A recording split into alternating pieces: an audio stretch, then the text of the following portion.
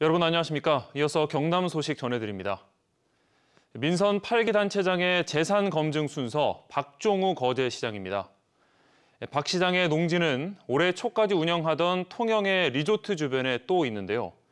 소유자가 직접 농사를 지어야 할 이 농지가 어떻게 사용되고 있는지 취재했습니다. 심층기획팀 윤경재 기자입니다. 통영 해안가 객실 50여 개 규모의 리조트입니다. 박종우 거제시장이 올해 초까지 대표로 있다가 지난 2월부터 자신이 운영하던 건설사로 명의를 넘긴 곳입니다. 리조트 앞과 뒤에는 2013년부터 현재까지 10년째 박 시장이 소유하고 있는 농지 두 필지가 있습니다. 직접 찾아가 봤습니다. 리조트 앞 219제곱미터 농지는 리조트 주차장으로 쓰고 있습니다. 6개의 대형 주차면이 그려져 있고 리조트 단체 손님용 버스 주차장이라는 표지판도 있습니다. 리조트 뒤편 502제곱미터 농지에도 농사를 지은 흔적은 없습니다. 흙 대신 시멘트와 자갈을 깔아놓고 소각시설도 만들어놨습니다. 리조트에서 나온 쓰레기를 처리하고 있는 겁니다. 농지법은 농지 소유자가 직접 농사를 지어야 한다고 규정하고 있습니다. 자가경작, 이른바 자경의 원칙입니다. 용도를 바꿔 쓰려면 전용 허가를 받아야 합니다. 통영시에 확인한 결과 리조트 앞뒤 두 필지 모두 전용 허가 받은 적이 없었습니다. 농지법 위반입니다. 허가 나간 거 없습니다. 농지로 쓰는 거죠. 주차장 하면 안 되는 거죠.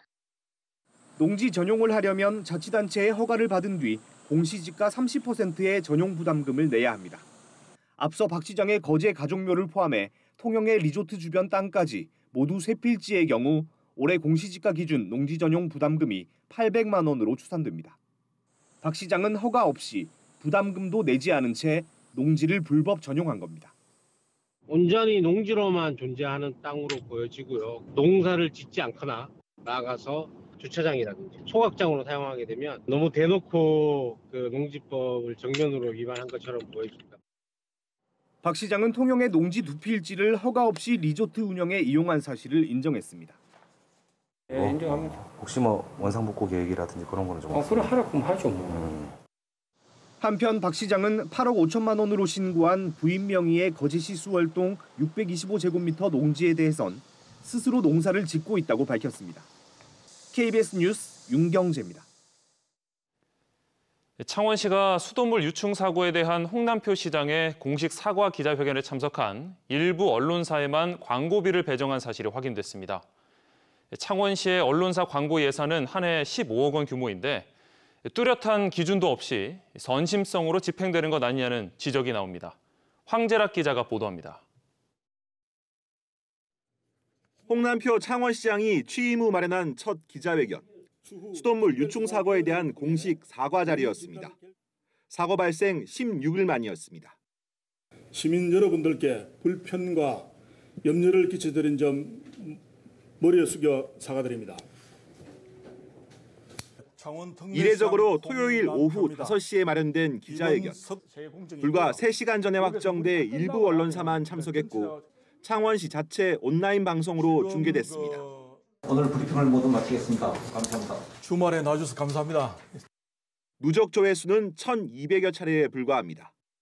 수돗물 유충 사고와 관련해 홍남표 창원시장의 기자회견 이틀 뒤 창원시는 일부 언론사에 광고비를 배정했습니다.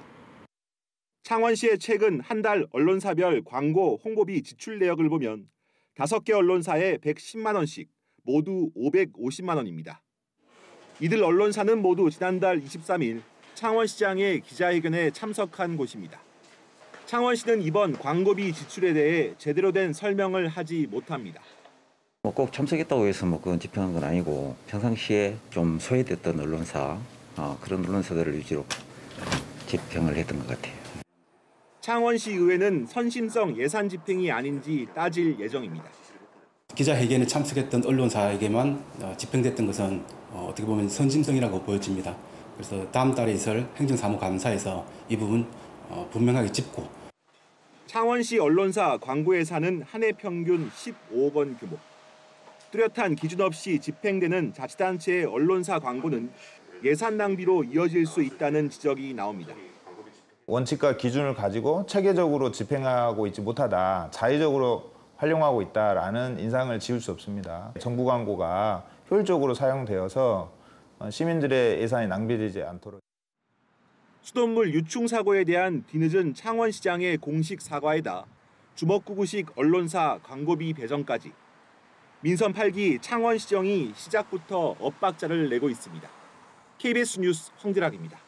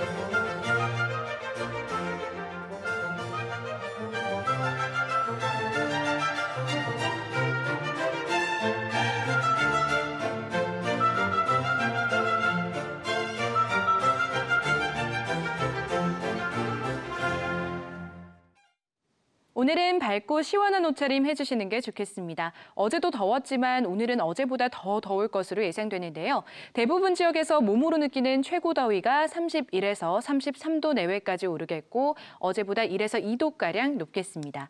내일은 경남 지역 또 비가 내립니다. 내일 새벽에 서부 내륙부터 시작돼 오전에는 교외 경남 지역으로 확대되겠고요.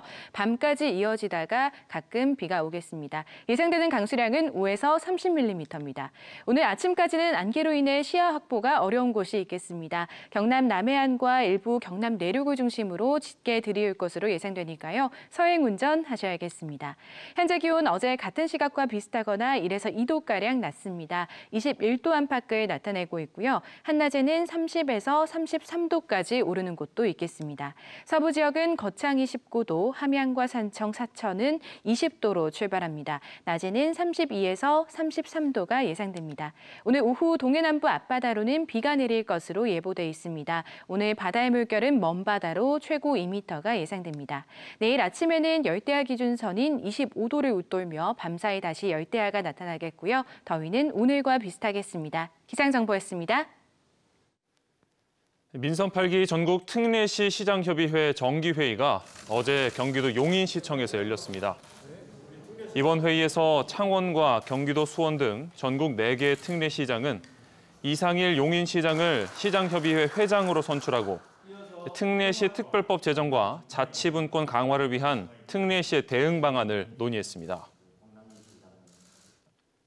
문화재청이 김해시 구산동 고인돌 훼손으로 홍태용 김해시장을 고발하면서 경찰이 김해시 전현직 직원을 대상으로 조사에 나설 예정입니다.